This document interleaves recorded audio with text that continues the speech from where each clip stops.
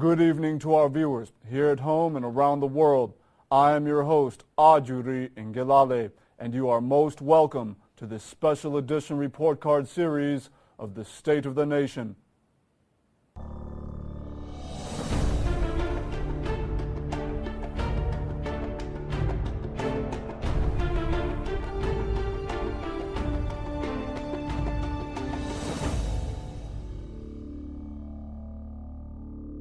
Nigeria's rural communities are home to tens of millions of Nigerians and hundreds of thousands of businesses and settlements, not to mention countless key installations of Nigeria's mega industries across all sectors. Therefore, in any comprehensive assessment of the nation's power sector, the state of rural power supply cannot be overlooked. Well known to those migrating between the rural and urban settings of the country is an emerging realization that the disparity of power accessibility between the two segments of our national life has been and is growing. Aside from the general inconveniences of the disproportionately inadequate power supply suffered by rural dwellers, from education to health care, significant aspects of human capital development and sustenance have been under threat due to the trend. What is being done to reverse the trend? What role can alternative energy sources play in any effort to electrify the nation's rural communities? And how can alternative and renewable energy sources factor into Nigeria's broader power sector reform initiative? These important questions form the basis of our focus on this edition of the State of the Nation. The federal government has set a rural access to power target of 75% for all of Nigeria's rural communities by the year 2020. This would, however, require massive capital investments in rural electrification projects annually, in addition to a robust effort in strategic planning as it relates to project location, development, and sustainability. How will the federal government source such funding, considering the massive capital being expended on many other aspects of power sector reform? Is there a strategy in place? What will it entail? These are the questions to which we seek the answers this evening. As a large majority of the nation's new power generation projects consist of thermal power plants, the reliance on fossil fuels, namely gas supply, along with large capital investments, have become critical components of power generation in the country. But increasingly, as the effects of greenhouse gas emission and climate change usher in devastating storms and floods in the developing world, new and serious consideration is being given to renewable and alternative energy sources in a bid for sustainable development. The federal government's power output target of 40,000 megawatts by the year 2020 and its new rural electrification effort is anchored on the introduction of new alternative energy sources.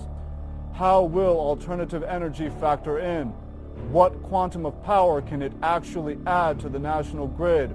We have your answer on this edition of the program. Similar to Nigeria's urban settings, the nation's rural communities present their own peculiar environmental conditions and challenges as it relates to the provision of new infrastructure and the sustainability thereof post-construction. As Nigeria's new rural electrification scheme relies heavily on the usage of technically complex solar technologies, questions about the role of local communities in the larger process have arisen. Ahead on the program, we take a look at both the problems and solutions concerning electric power in the nation's rural settlements and the larger potential obstacles to Operation Light Up Rural Nigeria. In continuation of our evaluation tour of the nation, we stopped in one of the nation's oil and gas centers, Delta State. As one of the states housing a power plant under the National Integrated Power Project, NIPP's arrangement, we asked local residents to assess the actual state of power supply ahead of the commissioning of Delta State's Sapele Power Station early next year. We bring you our report from Asaba and the larger report card on rural electrification when we return from this short break. Stay with us.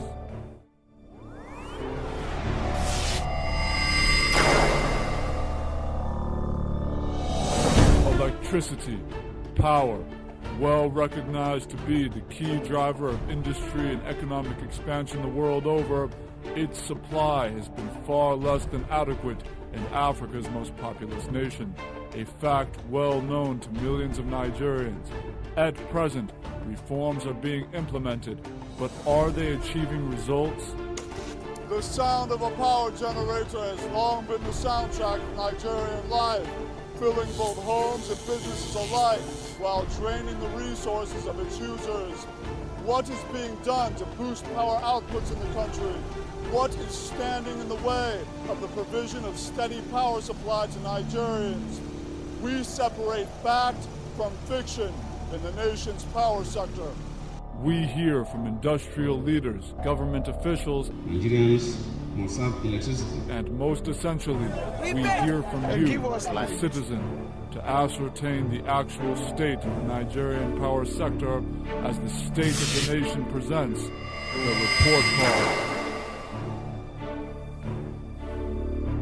For contextual understanding about the role solar energy can play in powering a nation into the future, look no further than the sun. The energy output of the sun is approximately 386 billion megawatts. By comparison, the nation's power output target of 40,000 megawatts by the year 2020 no longer seems so far out of reach.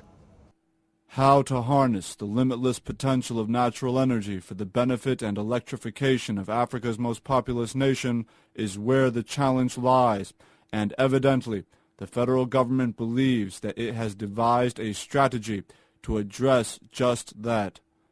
It starts and ends with the nation's rural communities, where the lack of adequate power supply has led to the loss of lives in poor healthcare services, the loss of human capital in the degradation of rural education, and the loss of a major contributor to national development, that is, rural business and economy.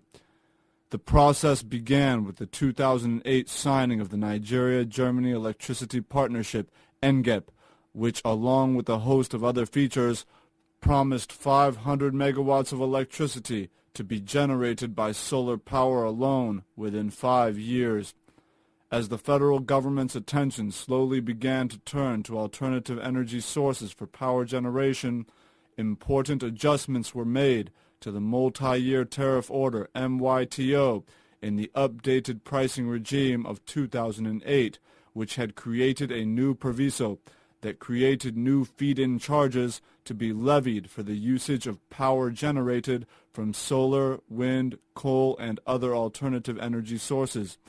Essentially, this had created a new sub-market within the larger electric power market, where none had previously existed under the original multi-year tariff order. This new market creation mechanism in the MYTO 2 pricing regime now made private sector investment in alternative energy solutions in Nigeria a profitable and attractive venture. Rather swiftly, a combination of new investment opportunities in alternative energy created by the MYTO 2 pricing regime, along with the redoubled efforts of the federal government to achieve power privatization upon President Jonathan's assumption of office in May 2010, bolstered investor confidence that the federal government was now backing all means of power generation. This was nowhere more evident than when the federal government had begun negotiating an unprecedented alternative energy mega deal, both in financial and power generation terms, with a Korean solar power firm, HQMC Korea Company Limited, which as a result of the negotiations has agreed to invest $30 billion, about 4.62 trillion naira, to build a 10,000 megawatts solar power plant in Nigeria. The deal was signed in June of this year.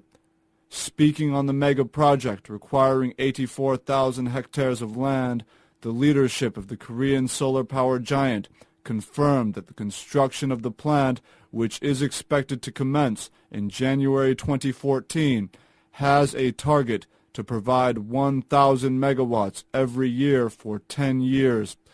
The Korean company will build 300 megawatts of photophobic panel plants and other solar thermal technology, adding that about 10,000 jobs are expected to be generated immediately after the project takes off, while $1.8 billion will be generated annually from the solar power projects. Every year under the project, 1 gigawatt of solar power will be installed. Under the Memorandum of Understanding, MOU, reached between the federal government and the Korean solar power giant, the Korean firm will utilize the Battery Energy Storage System, BESS, which will function to most effectively regulate and direct generated power from the solar power technologies. All power projects under this plan will be developed under the Independent Power Producer IPP model. Now that was a macro deal, but what about the micro? How does stable electricity supply reach the smallest corners of Nigeria's rural tapestry? The Federal Ministry of Power believes that Operation Light Up Rural Nigeria is the solution to this long-standing problem. Operation Light Up Rural Nigeria is aimed at taking light to every part of Nigeria, including the remotest villages. The project is receiving its funding predominantly from the phasing out of the electricity subsidy that was previously budgeted for in the 2012 and 2013 annual budgets. In 2012, the allocation intended to cover electricity subsidy was 60 billion naira, while the 2013 allocation for the electricity subsidy was pegged at 50 billion naira. Therefore, with enhanced power generation and transmission infrastructure, the federal government asserts that the loss of the subsidy will be offset by the reduced expenditure on diesel power generation by Nigeria's masses as power outputs increase. All while the new rural electrification scheme embarked upon by the Federal Ministry of Power will have the financial backing needed to capitalize the capital-intensive scheme. At the flag-off of the rural electrification program, a 3 kilowatts capacity solar panel was built to provide power for over 1,050 households in Durumi, Abuja. By the time the project is fully completed, every household in the community would get electricity from the solar panel, for which they would eventually pay a token as maintenance charges. As part of the scheme that will reach nearly every local government in the country, a temporary building with 24 hours of electricity will be made available to these communities to ensure that essential aspects of residents' lives will no longer be subject to power fluctuations, such as the storage of medicines and the charging of electronics. The solar panels will be in the custody of the communities where they are located and thus will require their protection and safekeeping. The micro and macro strategies employed by the federal government to electrify the nation's rural communities are certainly new, but some old problems and conditions still potentially stand in the way of what appears to be the revival of rural power supply. 4 years after the Rural Electrification Agency had its operation suspended by the federal government following incidences of massive fraud and billions of naira worth of debts owed to contractors for rural power projects poorly executed or not even executed at all, the federal government has resuscitated the REA, inaugurating a new board for the agency and reassessing its mandate with a view to repositioning the agency as the implementing institution of Nigeria's latest initiative to utilize alternative energy sources to electrify rural areas across the country. Insisting on reforming the agency and tackling poor power supply in the rural areas of the country, the federal government has allocated 16 billion naira to the Rural Electrification Agency, REA, to carry out various power generation and transmission projects in the nation's rural communities. Cognizant of the rampant corruption that has historically bedeviled efforts aimed at electrifying Nigeria's rural communities, and more particularly the inefficiencies previously associated with the power distribution component of the electric sector value chain, the federal government has unveiled its Operation Light Up Rural Nigeria initiative just weeks after handing over the nation's power generation and distribution companies over to private investors on November 1st of this year. The timing of this new rural electrification strategy is such that new power generated by the installation of solar panels would be distributed by the newly privatized power distribution companies as opposed to the state-run Power Holdings Company of Nigeria, so as to ensure fairness and competency in the distribution of alternative power to Nigeria's rural communities. However, at the micro level, rural infrastructure projects have historically posed great challenges to well-intentioned administrators, primarily as a result of a lack of maintenance and even incidences of vandalism. These problems extend beyond power infrastructure provision in the rural settings of the country.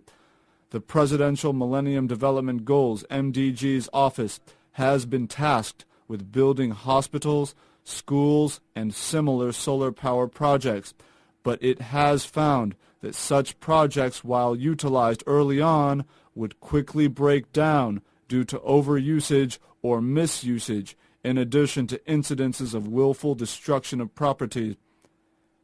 Understanding this reality, the Federal Ministry of Power has directed that local youths and local authorities in all of the communities where Operation Light Up Rural Nigeria is in effect are to take part in the solar panel installation exercise as they receive training on how to maintain and repair solar panel installations.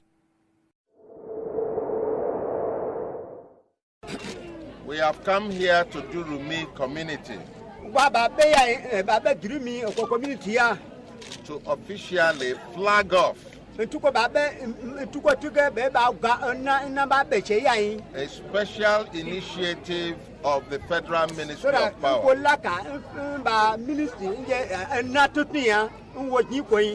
Operation Light Up Rural Nigeria.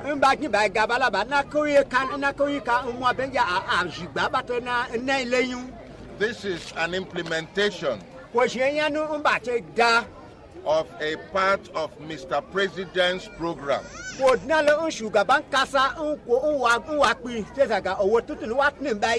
President Goodluck Jonathan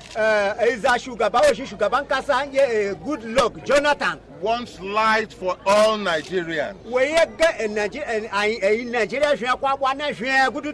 And he has promised that he will take light to every part of Nigeria.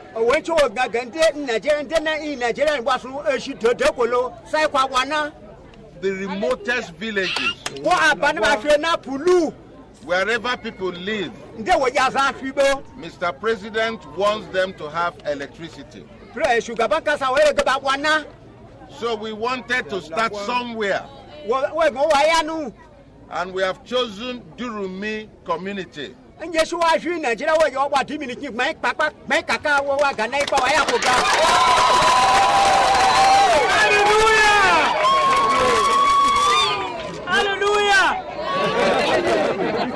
are the most fortunate community in Nigeria. So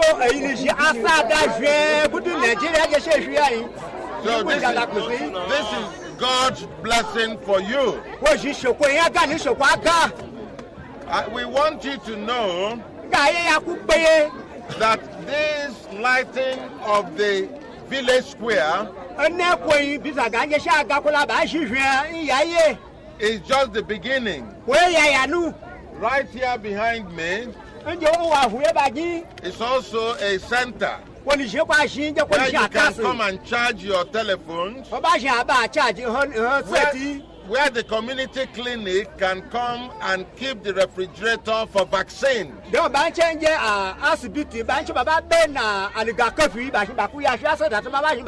And so that your medical supplies will not go bad. One wonderful thing about this light that Mr. President is bringing is that it's coming from the sun. It is called solar electricity.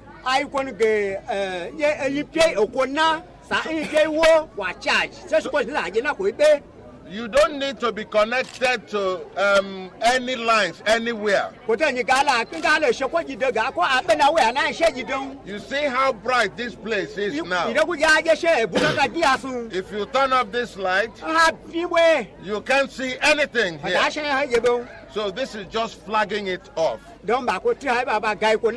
are also beginning to light up the houses in this village.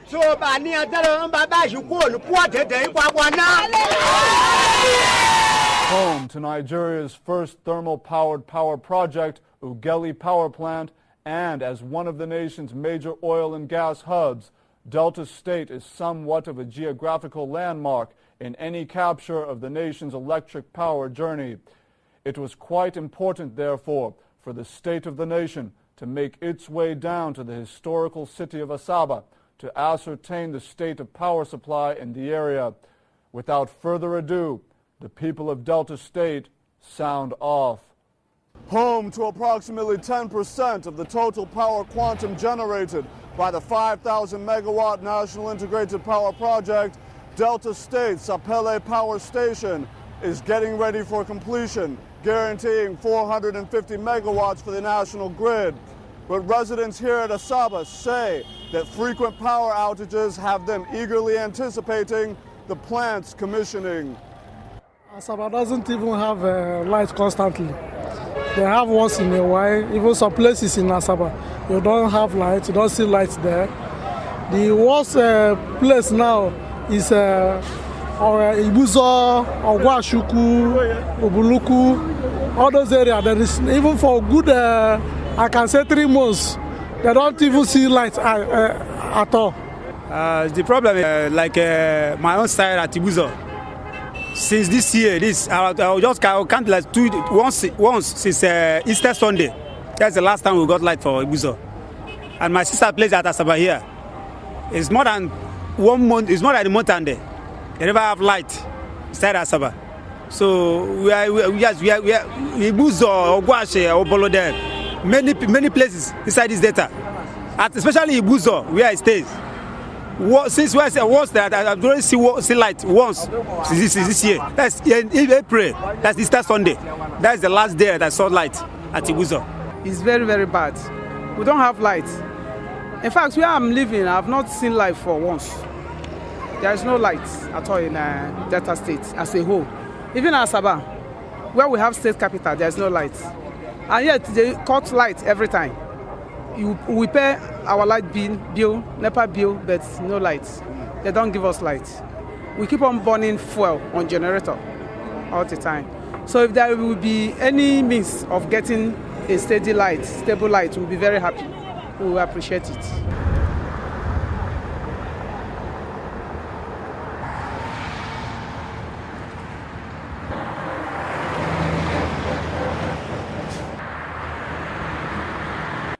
The Sapele Power Station, built under the National Integrated Power Project NIPP arrangement, is a 4 by 112.5 megawatts configuration with General Electric frame 9E gas turbines. Situated in Sapele, Delta State, the Sapele Power Station will add 450 megawatts of new power to the national grid upon its inauguration early next year. I want to very gratefully thank you for joining us on your network of choice right here on AIT. My name is Ajuri Ngelale. Until next time and always, may God be with you.